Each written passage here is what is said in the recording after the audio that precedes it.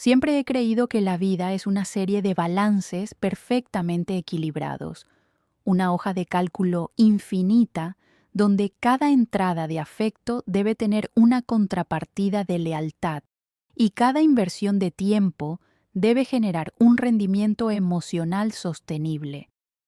Como analista financiero senior en una de las firmas más prestigiosas de la capital, mi mente está entrenada para detectar anomalías, pequeñas desviaciones en los patrones que otros pasarían por alto, pero que, para un ojo clínico, representan el colapso inminente de una estructura aparentemente sólida. Mi matrimonio con Elena, una mujer cuya elegancia y carisma siempre parecieron el complemento perfecto para mi naturaleza reservada y metódica, era mi activo más preciado. Sin embargo, tras 8 años de lo que yo consideraba una unión inexpugnable, empecé a notar que las cifras no cuadraban. No eran grandes discrepancias al principio, sino sutiles variaciones en su comportamiento, una mirada que se perdía en el horizonte más de lo habitual, una risa nerviosa al recibir mensajes a deshoras y un distanciamiento físico que ella justificaba con el agotamiento derivado de sus nuevas responsabilidades como directora de marketing bajo la supervisión directa de Roberto Varga. El instinto que me había permitido predecir burbujas económicas y caídas del mercado comenzó a susurrarme que mi propia vida personal estaba entrando en una fase de recesión profunda y peligrosa. La sospecha es un veneno de acción lenta que corroe los cimientos de la confianza hasta que solo queda un cascarón vacío de cortesía hipócrita. Cada vez que Elena mencionaba a Roberto, su jefe, notaba un brillo en sus ojos que ya no me dedicaba a mí. No era la admiración profesional que uno siente por un mentor, sino una complicidad vibrante y eléctrica que se filtraba a través de sus palabras. Decidí que no podía vivir en la incertidumbre, pues en el mundo de las finanzas, la falta de información es el riesgo más alto que uno puede asumir. Fue entonces cuando tomé la decisión de externalizar la búsqueda de la verdad. No fue una elección emocional, sino un movimiento estratégico. Busqué al mejor en el campo de la investigación privada, un hombre llamado Julián, que operaba con la misma discreción y eficacia con la que yo manejaba fondos de inversión de alto riesgo. Le entregué un sobre con los horarios de Elena, las llaves de un coche que ella no reconocería y una orden clara. No quería suposiciones, quería pruebas irrefutables, documentos, fotografías y un registro cronológico que pudiera sostenerse en cualquier tribunal o ante cualquier auditoría moral. La oportunidad perfecta para la vigilancia intensiva surgió cuando Elena anunció, con una mezcla de entusiasmo fingido y una pizca de culpabilidad oculta tras sus párpados, que debía viajar a Barcelona para una convención anual de la industria publicitaria. Me dijo que Roberto también asistiría, pero que estarían tan ocupados con las conferencias y las cenas de networking que apenas tendría tiempo para llamarme. Asentí con la frialdad de quien ya conoce el desenlace de una operación fallida, deseándole un buen viaje mientras mi mente ya estaba coordinando con Julián los detalles de su seguimiento.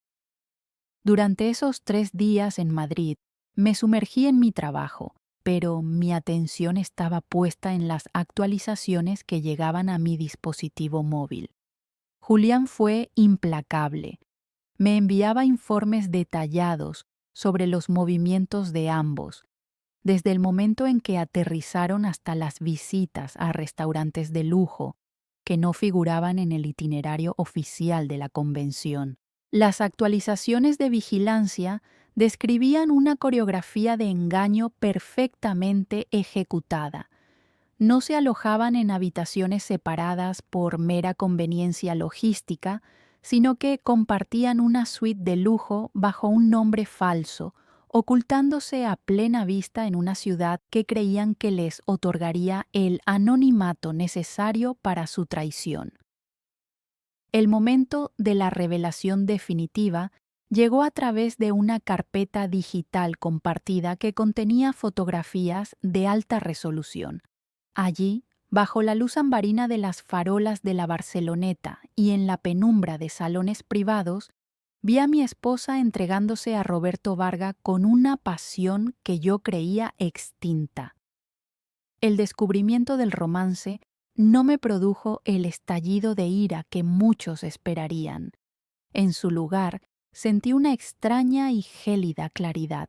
Roberto, un hombre que se jactaba de su integridad ética en los informes anuales de la compañía, no era más que un depredador oportunista que utilizaba su posición de poder para seducir a sus subordinadas.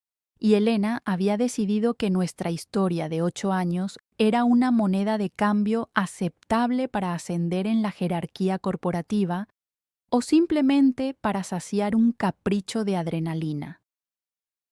Ver las imágenes de ellos dos riendo, compartiendo copas de vino y gestos de una intimidad robada, fue como leer un balance de pérdidas y ganancias, donde yo lo había perdido todo. Pero en lugar de declararme en bancarrota emocional, decidí que era hora de ejecutar una reestructuración forzosa de mi vida, una que dejara a los responsables de mi ruina sin un solo activo que reclamar. Para llevar a cabo este plan de desmantelamiento sistemático, contacté con la doctora Isabel Mendoza, una abogada especializada en divorcios de alto perfil, conocida por su capacidad para desollar financieramente a la parte culpable.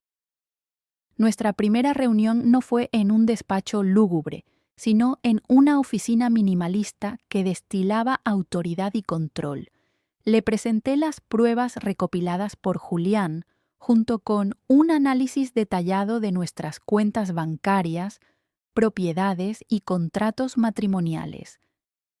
Isabel, con una sonrisa gélida que me aseguró que estaba en las manos adecuadas, trazó una ruta legal que no solo buscaba la disolución del vínculo matrimonial, sino la protección absoluta de mi patrimonio. Debido a ciertas cláusulas de conducta y a la forma en que habíamos estructurado nuestros bienes, la infidelidad de Elena, combinada con el uso de fondos corporativos de su empresa para financiar sus encuentros con Roberto, nos daba una ventaja estratégica sin precedentes. Pasamos semanas preparando el asalto, documentando cada irregularidad financiera que ella había cometido para encubrir sus escapadas, asegurándonos de que, cuando llegara el momento, no tuviera suelo firme sobre el cual mantenerse en pie. El día de la confrontación fue orquestado con la precisión de un reloj suizo. Elena regresó de otro viaje de negocios, radiante y llena de historias falsas sobre reuniones agotadoras y éxitos profesionales. La esperé en el salón de nuestra casa, con las luces tenues y una sola carpeta de color marfil sobre la mesa de centro. No hubo gritos, ni escenas de celos, ni súplicas.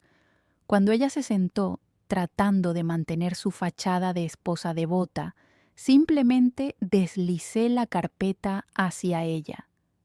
Al abrirla, su rostro pasó de la confusión a una palidez mortecina mientras observaba las fotografías de sus encuentros con Roberto y las copias de los extractos bancarios que detallaban sus gastos compartidos. En ese mismo instante, un mensajero legal llamó a la puerta para entregarle formalmente la demanda de divorcio y una orden de restricción financiera inmediata. Le hablé con un tono monocorde, explicándole que ya no era bienvenida en mi vida ni en nuestra propiedad común, y que todos sus movimientos habían sido registrados y analizados. La sorpresa en sus ojos fue reemplazada por el miedo cuando se dio cuenta de que no se enfrentaba a un marido herido, sino a un analista que había decidido liquidar una inversión tóxica. Sin embargo, mi plan de rectificación no terminaba en la puerta de mi casa. Sabía que para que la justicia fuera completa, debía abordar el origen institucional de este caos, la conducta de Roberto Varga, utilizando mi red de contactos y las pruebas irrefutables de que Roberto había utilizado recursos de la empresa para facilitar su relación con una empleada directa. Redacté un informe exhaustivo sobre la violación de la ética laboral y el conflicto de intereses que esto representaba. Envié este dossier directamente al Consejo de Administración y al Departamento de Cumplimiento Normativo de su firma. En el mundo corporativo actual, las políticas de acoso y ética son el talón de Aquiles de cualquier ejecutivo soberbio. No presenté la denuncia como un hombre despechado, sino como un inversor preocupado por la integridad moral de una empresa en la que estratégicamente había adquirido una pequeña participación a través de un fondo de inversión que yo gestionaba. La maquinaria de la empresa se activó de inmediato. No podían permitirse un escándalo de tal magnitud que pusiera en duda su gobernanza corporativa, especialmente cuando las pruebas eran tan nítidas y devastadoras. El desplome de las vidas de Elena y Roberto fue tan espectacular como rápido. Roberto fue despedido de manera fulminante por causa justificada, perdiendo sus opciones sobre acciones, su indemnización millonaria y, lo más importante, su reputación en el sector financiero, que es una divisa que una vez perdida nunca se recupera. Elena, por su parte, se encontró sin el apoyo de su amante, quien rápidamente la culpó de la situación para intentar salvar su propio pellejo, y fue forzada a renunciar para evitar un proceso de despido disciplinario que habría manchado su expediente de por vida. Sin el sueldo de alta ejecutiva, sin acceso a nuestras cuentas conjuntas que habían sido congeladas por orden judicial, y enfrentándose a una demanda de divorcio que la dejaría con lo mínimo indispensable según el contrato prematrimonial que ella misma había firmado años atrás despreocupadamente, su caída fue total. La vi desmoronarse no solo económicamente, sino socialmente, al ser excluida de los círculos de élite que tanto se esforzaba por impresionar, dándose cuenta demasiado tarde de que había cambiado un imperio de estabilidad por un espejismo de pasión prohibida. Mientras las cenizas de su antiguo mundo terminaban de enfriarse, yo comencé mi propio proceso de recuperación y renovación. La sensación de haber retomado el control de mi narrativa vital era mucho más gratificante que cualquier dividendo que hubiera cobrado en mi carrera. Me mudé a un nuevo ático con vistas al horizonte de la ciudad, un espacio minimalista donde cada objeto tenía un propósito y cada sombra había sido erradicada. La doctora Mendoza finalizó los trámites del divorcio con una eficiencia quirúrgica, asegurándome una posición financiera aún más sólida de la que tenía antes de la traición. Aprendí que, aunque las personas pueden fallar y los sentimientos pueden depreciarse, la integridad y la planificación estratégica son constantes universales. Hoy, cuando observo el mercado desde mi oficina, ya no veo solo números, veo patrones de comportamiento humano. He iniciado un nuevo capítulo, centrado en mi propio crecimiento y en la paz que otorga el orden recuperado.